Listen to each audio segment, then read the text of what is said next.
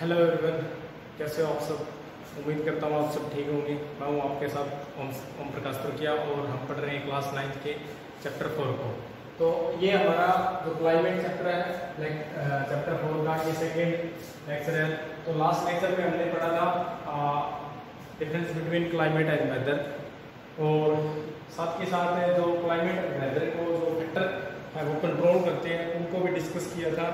और इंडिया की जो क्लाइमेटिक जो वेरिएशंस है उसके बारे में डिस्कस किया था कि पर्टिकुलर एरिया है उसकी क्लाइमेट है वो किस तरह से डिफरेंस है दूसरे एरिया से। जैसे राजस्थान है उसमें टेम्परेचर है वो जून के महीने में है वो ऑलमोस्ट 50 डिग्री है सेल्सियस को क्या टच कर देता है। और उसी समय है इंडिया के कई पार्ट ऐसे भी है जहाँ पर टेम्परेचर है वो क्या मॉडरेट रहता है, 22 डिग्री से 25 डिग्री तक है वो रहता है। इसके अलावा जो रेनफॉल है उसमें भी वेरिएशंस पाए जाते हैं। जैसे इंडिया के कई ऐसे एरियाज हैं, जैसे मेघालय मैंने बताया था कि ऑलमोस्ट है वो 400 सेंटीमीटर रेनफॉल है वो पर एनएम है वो रिसीव करता है। इसके अलावा राजस्थान का ऐसा एरिया है जो थर्ड डेजर्टेड एरिया है जो पाकिस्तान के साथ लगता हुआ, वहाँ पर टेम्परेचर है वो रेनफॉल है वो 10 सेंटीमीटर है, 10 से 15 सेंटीमीटर है एनुअल है वो होता है, इसलिए कि उसमें वेरिएशन पाया जाता है। इसके अलावा अगर आप टेम्परेचर बता दिया, रेनफॉल बता दिया, ठीक है। इसके अलावा जो वेरिएशंस पाए जाते हैं सीजन्स में वो भी क्या है अलग अलग एरिया में अलग अलग पाया जाता है। जैसे डे और नाइट का जो टेम्परेचर है वो भी अलग अलग है वो पाया जाता है। जैसे आप देखोगे कि कन्याकुमारी है या जो तमिलनाडु है उसके जो कोस्टल एरिया वहाँ पर टेम्परेचर क्या थ्रू आउट द ईयर पूरे साल लगभग क्या है समान रहता है। तापमान दिन हो चाहे रात का तापमान हो उसमें डिफरेंस है वो कम पाया जाता है। इसके अलावा अगर आप हिली एरिया में जाओगे या जैसे राजस्थान में जाओगे जहाँ पर ड्राई सोइल पाई जाती है वहाँ पर डे का टेम्परेचर तो 45 डिग्री हो जाता है और उसी दिन नाइट का टेम्परेचर है वो 15 डिग्री सेल्सियस हो जाता है। उसका रीजन क्या है कि वहाँ पर टेम्परेचर वेरिएशन पाया जाता है, बिकॉज उसका रीजन ये है कि वहाँ पर सोइल है उसके टेक्सचर के कारण वो मिट्टी है वो जल्दी गर्म होती है और जल्दी ठंडी होती है।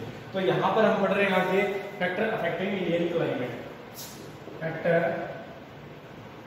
फैक्टर्स अफेक्टिंग इंडियन क्लाइमेट, यानी बाहर की क्लाइमेट में क्या क्या इंक्लूड होते हैं। लास्ट टाइम मैंने बताया था आपको, जैसे विंड होता है, टेम्परेचर होता है, प्रेसिपिटेशंस है और एयर प्रेशर और मॉइस्चर्स, ठीक है। मॉइस्चर कह सकते हो या आप जिसको ह्यूमिडिटी भी कह सकते हो। ये 4 फैक्टर्स हैं जो क्लाइमेट और वेदर से रिलेटेड है, ठीक है। प्रेसिपिटेशन में क्या होता है जिसमें रेनफॉल भी आ जाता है लिक्विड फॉर्म में, गैसियस फॉर्म में और सॉलिड फॉर्म में, ठीक है। तो फैक्टर अफेक्टिंग इंडियन क्लाइमेट कौन कौन से फैक्टर अफेक्टेड करते हैं। फर्स्ट पॉइंट क्या है, फर्स्ट पॉइंट है सबसे पहले अल्टीट्यूड। अल्टीट्यूड है वो इंडिया की क्लाइमेट को अफेक्टेड करता है। जैसे आप देखोगे इंडिया में जो एल्टीट्यूड का मीनिंग क्या होता है, हाइट, ऊंचाई है मीनिंग होता है इसका। तो जैसे अगर आप वेरिएशन देखोगे क्लाइमेट में तो इंडिया के कई पार्ट ऐसे हैं जो अबोव सी लेवल है वो 6000 मीटर है और कई ऐसे पार्ट है जो 30 मीटर है और कई ऐसे पार्ट है जैसे आदमपुर है वो 200 मीटर है, शिमला है वो 2000 है, अलग अलग एरिया है।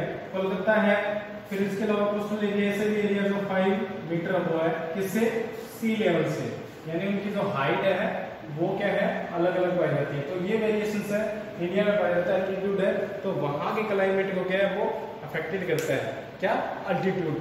और इसके अलावा जो हिमालय है वो क्या करता है, अल्टीट्यूड कैसे अफेक्टेड करता है। जैसे मैं इंडिया का मैप अगर बताऊं आपको तो उसमें आपने देखा होगा इंडिया के मैप में कि इंडिया है उसकी लोकेशन है वो बहुत अच्छी है अगर वर्ल्ड वाइड देखें, क्योंकि यहाँ पर जैसे आपने देखा होगा चाइना है, ठीक है, जो सेंट्रल एशिया कह सकते हो आप, रशिया है, मंगोलिया है, कजाकिस्तान, किर्गिस्तान वगैरह देश है, तो तिब्बत है वो बहुत ठंडा एरिया है। तो जब क्या होता है हमारे यहाँ मान लीजिए जो ट्रॉपिक ऑफ कैंसर देखा हुआ आपने, चलिए मैं पूरा मैप बना ही देता हूँ।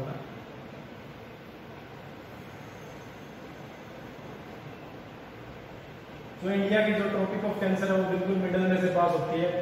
तो उसके कारण क्या है, इंडिया की जो क्लाइमेट है वो ट्रॉपिकल और सब ट्रॉपिकल टाइप की है, ट्रॉपिकल और सब ट्रॉपिकल ये लगभग ठीक ठाक ही बन गया। तो जो ट्रॉपिक ऑफ कैंसर है 23 है, हाफ डिग्री नॉर्थ की जो लाइन है वो इंडिया के बिल्कुल मिडिल में से पास होती है। 23.5 डिग्री की लाइन जो ट्रॉपिक ऑफ कैंसर है, करंट ट्रॉपिक ऑफ कैंसर वो मिडिल में से पास होती है। इसीलिए क्या है, इंडिया की जो क्लाइमेट है वो ट्रॉपिकल होने के साथ साथ क्या है, सब ट्रॉपिकल भी है। ठीक है, तो इंडिया की क्लाइमेट कैसी है, वो सब ट्रॉपिकल है, सब ट्रॉपिकल। अब ट्रॉपिकल क्यों नहीं है, ट्रॉपिकल किसको कहेंगे, वो एरिया जो 0 डिग्री से 23.5 डिग्री नॉर्थ और 23 डिग्री हाफ साउथ के बीच में जो एरिया पड़ता है अर्थ के, मान लीजिए ये अर्थ है पूरी, उसके 23.5 डिग्री और 23.5 नॉर्थ और साउथ है, 0 डिग्री है साउथ है, ये नॉर्थ है। इस पार्ट को क्या ट्रॉपिकल एरिया बोलते हैं। ठीक है, ट्रॉपिकल एरिया बोलते हैं। तो ये पूरा एरिया इंडिया क्योंकि इस ट्रॉपिकल एरिया में भी है और सब ट्रॉपिकल उसमें क्या बोलते हैं, इसको टेम्परेट रीजन बोलते हैं, उसमें भी शामिल है। तो इस कारण क्या इंडिया की जो क्लाइमेट है वो क्या है, इंडियन सब कॉन्टिनेंट है वो क्या है, कंपैरेटिवली जो अदर एरियाज है उनसे अलग है। तो यहाँ क्या होता है कि आपको पता होगा हिमालयन माउंटेन रेंज है वो यहाँ सिचुएटेड है। तो क्या होता है, जब विंटर सीजन में, विंटर में जब जो बहुत ज्यादा हार्ड या आप कह सकते हो ठंडी हवाएं, सॉरी वो क्या बोलते हैं, कोल्ड एयर है, विंटर सीजन में वो बाहर की तरफ आती है। तो हिमालयन माउंटेन रेंज ज्यादा एल्टीट्यूड होने के कारण क्या उसको रोकता है। इसी कारण क्या है, भारत का जो क्षेत्र है ये वाला जो पार्ट है पूरा का पूरा, ये इन क्षेत्रों की कंपैरेटिवली टेम्परेचर है उसमें क्या है कि जो ठंडी हवाएं है उसको क्या कम झेलता है या उसको क्या आने नहीं देता, बाहर तक है वो पहुंचने नहीं देता। इसलिए इंडिया की जो लोकेशन है, एल्टीट्यूड है, जो इसको बहुत ज्यादा अफेक्टेड करती है, इसको सेव करती है, इसको बचाती है। इनसे जो ठंडी हवाएं है सेंट्रल एशिया से इंडियन सब कॉन्टिनेंट को एंटर करती है, ये उसको क्या कर देता है, रोक देता है। इसलिए इंडिया में सेंट्रल एशिया की कंपैरिजन में यहाँ विंटर सीजन में टेम्परेचर है वो इतना हार्श नहीं होता, ज्यादा बिल्कुल आप कह सकते हो जो कठोर जो होती है ना, हार्ड जो विंटर होता है वो हमें सहन नहीं करना पड़ता। वरना अगर ये ना होता तो यहाँ पर बर्फ गिरती, गर्मियों में सर्दियों में क्या बर्फ गिरती और गर्मियों में बहुत ज्यादा लू चलती है। ठीक है, या रेनफॉल भी नहीं होता। जैसे अभी हो रहा है मौसम देखो कितना अच्छा हो गया है, अभी हुआ है अभी सिर्फ 10 मिनट हुए। और जब दिन में मौसम है, मान लीजिए सुबह वो अभी जैसे ह्यूमिडिटी है वो ज्यादा थी, उमस ज्यादा थी, पसीना ज्यादा आ रहा था, चाहे आप फैन चला लो, अभी वो चेंज हो गया मौसम। तो वो क्या होता है, उसको बोलते हैं वेदर इसको ही बोलते हैं। वेदर क्या होता है, डे टू डे, एक दिन में, within a week, within a month, जब आसपास के एटमॉस्फेयर में क्या है चेंजेस आते हैं तो उसको बोलते हैं वेदर। तो आज वेदर क्या है, सुबह ह्यूमिडिटी ज्यादा थी, मुझे भी पसीना बहुत ज्यादा आ रहा था, पढ़ाते टाइम फैन चलाऊंगा तो है उसकी साउंड है वो आप तक आएंगी, आवाज मेरी सही से आप तक नहीं पहुंच पाएगी। और अब क्या मौसम है बिल्कुल साफ हो गया है। तो ये क्या है, वेदर है। वेदर क्या होता है, डे टू डे जो क्लाइमेटिक कंडीशन होती है, जो एटमॉस्फेरिक कंडीशन होती है उसको बोलते हैं। तो वेदर है वो अच्छा हो गया है।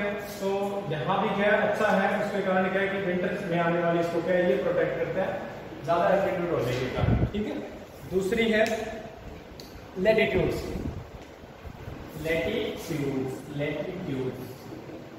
लैटिट्यूड्स है इंडियन क्लाइमेट को कैसे अफेक्टेड करती है, ये अभी बता रहा हूँ आपको। ठीक है, वो ये था इससे रिलेटेड। ठीक है, ये अभी बताऊंगा आपको कि इंडिया की कैसे अफेक्टेड करती है। कि इंडिया है उसकी जो क्लाइमेटिक कंडीशन है वो किस तरह की है, सब ट्रॉपिकल क्लाइमेट में इंडिया को पाया जाता है।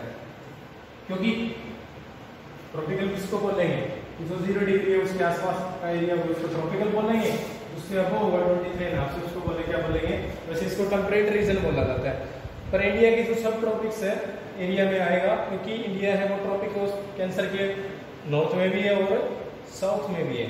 इसीलिए क्या हाफ कंट्री है वो क्या करती है, बहुत ज्यादा टेम्परेचर उसको बियर करती है, सहन करती है, और हाफ कंट्री है वो क्या मॉडरेट टेम्परेचर वहां पर होता है। हाँ, पर कुछ फैक्टर है टेम्परेचर है उसमें वेरिएशन पाए जाते हैं, वो आगे बढ़ेंगे। ठीक है, तो ट्रॉपिक ऑफ कैंसर है इंडिया के बिल्कुल मिडिल में से पास होती है, जो कच्छ के रण से शुरू होकर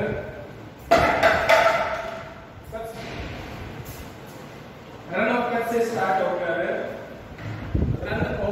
से स्टार्ट होकर, ये लाइन सही नहीं बनी है थोड़ी सी, मैं ऐसे इसको बना देता हूँ, ठीक है, तो ये ठीक रहेगा ना। तो ट्रॉपिक ऑफ कैंसर है वो क्या है, ये कच्छ का रन है, ठीक है, ये कच्छ का रन है, यहाँ से स्टार्ट होकर के ये मिजोरम तक है वो जाती है, मिजोरम। ये क्या है, गुजरात का रन ऑफ कच्छ।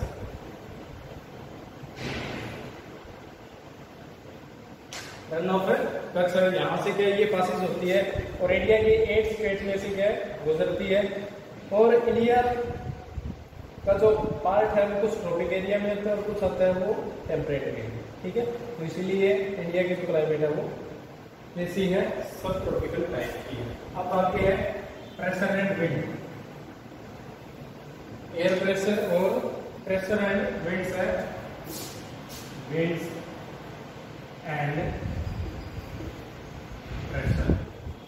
एक बात और बता देता हूँ आपको, विंड क्या होता है और एक होता है एयर, दो अलग अलग चीजें होती है, एयर अलग होती है, विंड अलग होती है।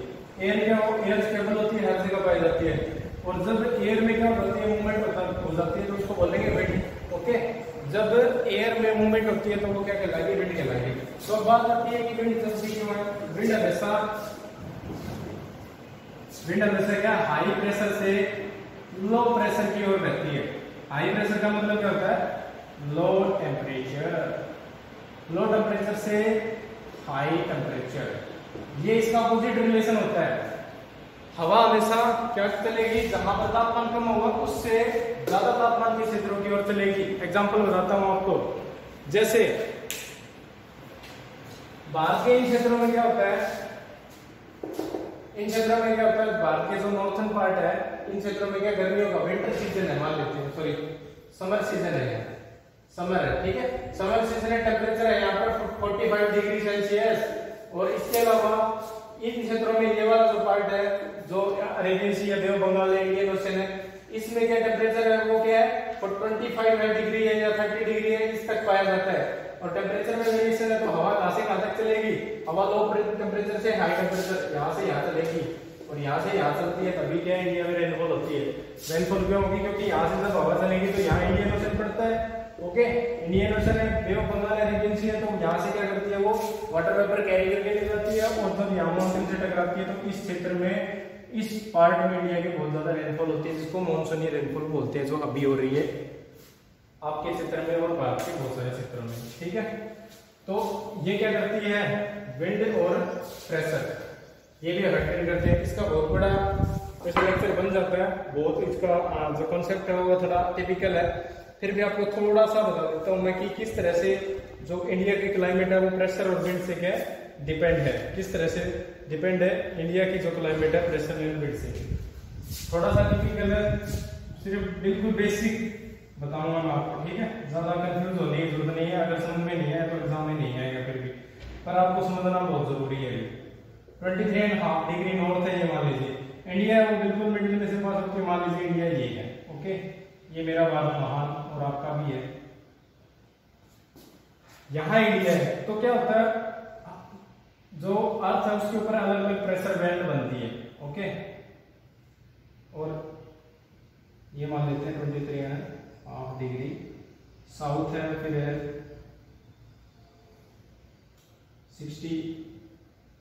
60 डिग्री है साउथ है, 60 डिग्री नॉर्थ है, ये है 90 डिग्री नॉर्थ, ये 90 डिग्री साउथ पोल, ये नॉर्थ पोल। तो विंड का क्या होता है, विंड हमेशा चलती है, प्रेशर कैसे क्रिएट होता है। इस एरिया में क्या होता है, इस एरिया में होता है, इस एरिया में होता है low pressure, sorry low pressure होता है, मीन हाई टेम्परेचर होता है। हाई टेम्परेचर क्यों होगा, क्योंकि यहाँ पर सूरज की किरणें वो सारा साल सीधी पड़ती है, तो हवा क्या कहां से कहां तक चलेगी, इस पार्ट से यहां तक चलेगी, यहां से यहां तक चलेगी। अब बात आती है कि वो ऐसे क्यों नहीं चली, इसका रीजन क्या है कि इस एरिया में जो प्रेशर है वो क्या है, वो इस एरिया में क्या हो गया हाई प्रेशर है, इस एरिया में लो प्रेशर है, ठीक है। और इस एरिया में हाई प्रेशर का मतलब लो टेम्परेचर, यहाँ भी हाई प्रेशर है, यहाँ भी, यहाँ लो प्रेशर हो गया, यहाँ क्या हो गया हाई प्रेशर, यहाँ लो प्रेशर, यहाँ लो प्रेशर हाई प्रेशर। तो हवा विंड है वो कैसे चलेगी, high pressure to low pressure. तो इस एरिया में क्या है, हाई प्रेशर है, तो कुछ हवाएं हैं वो इस तरफ चली जाएंगी और कुछ है वो इस तरफ है वो चली जाती है, ठीक है, इस तरफ है वो चली जाती है, कुछ हवाएं हाई प्रेशर से लो प्रेशर की हवाएं। अब बात आती है ये मुड़ जाती है, मैंने यहाँ पर टेढ़ी बना दी, यहाँ पर सीधी बनाई, उसका रीजन क्या है, इसको बोलते हैं कोरियालिस इफेक्ट। क्या बोलते हैं, कोरियालिस इफेक्ट बोलते हैं। कोरियालिस एक फोर्स बोल सकते हैं जिसको आप Coriolis force, Coriolis force. Coriolis force क्या होती है, जैसे मान लीजिए मेरे पास कोई गेंद है, बॉल है, तो उसमें क्या होता है, अगर विंड है वो जैसे अर्थ आपको पता होगा रोटेट कर रही है ऐसे, या जैसे आपने देखा होगा अर्थ अपने एक्सिस पे क्या रोटेट कर रही है, रोटेट के कारण क्या होता है, रोटेशन जब होती है अर्थ में तो उसमें कोरियोलिस फोर्स है वो क्रिएट होती है, उस कारण विंड की डायरेक्शन सीधी ना होकर के, बिल्कुल सीधी ना होकर के वो डिफ्लेक्ट हो जाती है, मुड़ जाती है। तो उस डिफ्लेक्शन का रीजन क्या है, जैसे मान लीजिए मेरा हाथ ही है, मैं यहाँ पर कोई लाइन है वो खींच रहा हूँ, जैसे ये अर्थ है वो क्या है, रोटेट हो रही है, जैसे अर्थ रोटेट हो रही है, मैं लाइन सीधी खींचने की कोशिश करूंगा तो क्या होगा, वो टेढ़ी हो जाएगी, ठीक है। मान लीजिए मैं यहाँ से क्या है, अर्थ है वो रोटेट हो रही है अपने एक्सिस पे, ठीक है, जैसे अर्थ है वो रोटेट हो रही है, तो मैं लाइन सीधी खींचने की कोशिश करूंगा तो वो लाइन क्या ऑटोमेटिक ऐसे रोटेट होगी, तो वो क्या होगी, टेढ़ी हो जाएगी, डिफ्लेक्ट हो जाएगी। उस डिफ्लेक्ट होने को क्या बोलते हैं, कोरियोलिस फोर्स। उम्मीद करता हूँ आपको समझ में आ गया होगा। और ये नॉर्थ पोल में क्या होता है, अपनी दिशा में जिस दिशा में जा रही हो उससे क्या होती है, मान लीजिए जिस दिशा में जा रही हो उससे क्या है, ये साउथ वेस्ट डायरेक्शन में मुड़ जाती है, इसमें नॉर्थ पोल में। और साउथ पोल में क्या हो जाती है, ये मुड़ जाती है किस तरफ, नॉर्थ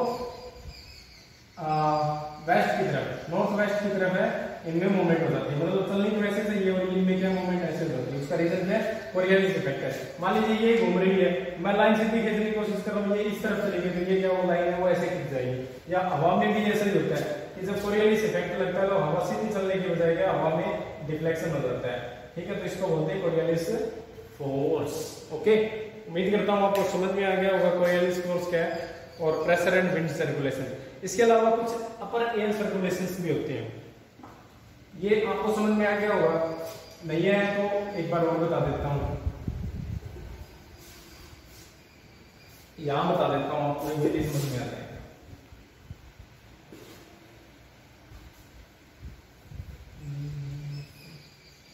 यहां देखिए, ये है मेरा भारत महान। ओके, यहां क्या होता है विंड सिस्टम में, ये है 23.5 डिग्री की लाइन मान लीजिए आप, और ये है मान लेते हैं हम 0 डिग्री की लाइन। विंड कैसे चलेगी, ऐसे चलेगी, ठीक है, और इस एरिया में चलेगी ऐसे, ऐसे चलेगी। कब चलेगी, किस सीजन की बात कर रहा हूं मैं, समर की, समर सीजन में ऐसे चलेगी। पर क्या होता है, ये क्या है, अपर एयर सर्कुलेशन इसको अफेक्टेड करता है, ये पार्ट इसको अफेक्टेड करता है। जब सूरज की किरणें आपको पता होगा 23.5 डिग्री पे चमकती है तो 0 डिग्री है वो यहाँ शिफ्ट हो जाती है। कहने का मतलब है सूरज है वो सीधा यहाँ चमकेगा, तो ये जो लाइनें बन रही है यहाँ पर ये बन रही है, ठीक है, ये इस तरह से, और दूसरी तरफ वो वैसे बताई थी आपको मैंने कि वो दूसरी तरफ वो जा रही है। सॉरी अलग बताया था मैंने, थोड़ा से इससे अलग हो गया है। इसको अफेक्टेड करती है, भी यहाँ क्रिएट हो जाता है, ये जो है 0 डिग्री के पास यहाँ क्रिएट हो जाता है, विंड फिर ऐसे चलेगी। ओके, 23.5 डिग्री पर। ओके, कब, जून के महीने में, जून के महीने में यहाँ पर होता है और विंड सिस्टम ऐसे बन जाता है, तो इसीलिए इंडिया के क्लाइमेट को ये अफेक्टेड करती है, रेनफॉल भी इसी कारण होता है, ठीक है। और इसके अलावा विंड्स है, इसके अलावा एक और था अपर एयर सर्कुलेशन, इसी में ही था अपर एयर सर्कुलेशन। अपर एयर सर्कुलेशन क्या होता है, जैसे हमारे यहाँ सर्दियों में बारिश होती है, आपने देखा होगा सर्दियों के मौसम में बारिश होती है। अब सर्दियों के टाइम में क्या होता है, हमारे यहाँ टेम्परेचर कम होता है, तो टेम्परेचर कम होगा तो विंड है वो, ये तो है नहीं कि विंड है वो कहां से कहां तक चलेगी।